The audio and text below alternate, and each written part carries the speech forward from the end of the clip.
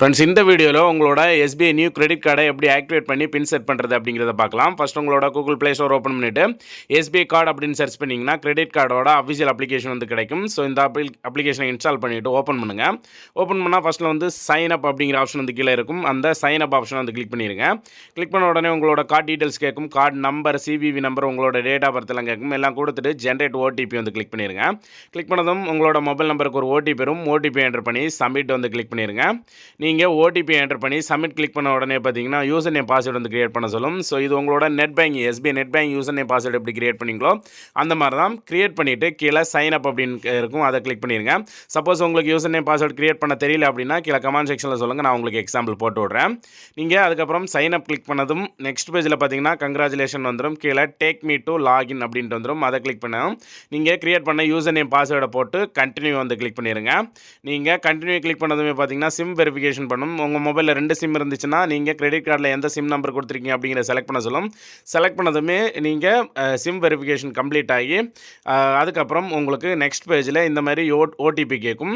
So இப்போ வந்து நீங்கள் உங்களோட ரெஜிஸ்டர்டு மொபைல் நம்பருக்கு ஒரு ஓடிபி வரும். அந்த ஓடிபி என்டர் பண்ணி கண்டினியூ கொடுத்துருங்க. கண்டினியூ கொடுத்தது எம்பின் செட் பண்ண சொல்லும். எம்பின் பார்த்தீங்கன்னா இந்த அப்ளிகேஷனை ஓப்பன் பண்ணுறதுக்கு தான் ஒரு 4 டிஜிட் பின் வந்து செட் பண்ணிடுங்க. செட் பண்ணதுக்கப்புறம் கீழே கண்டினியூ அப்படின்ட்டு இருக்கும். அந்த கண்டினியூ ஆப்ஷனை வந்து கிளிக் பண்ணிடுங்க. கிளிக் பண்ணதும் டேர்ம்ஸ் அண்ட் கண்டிஷன் அக்செப்ட் பண்ணுற மாதிரி இருக்கும். அதில் ஒரு கிளிக் பண்ணிவிட்டு அக்செப்ட் அப்படின்னு கொடுத்துருங்க.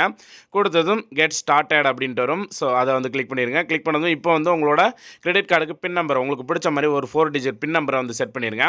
செட் பண்ணதுக்கப்புறம் கீழே செட் பின் அப்படிங்கிற ஆப்ஷன் இருக்கும். அந்த ஆப்ஷனை வந்து கிளிக் பண்ணிடுங்க.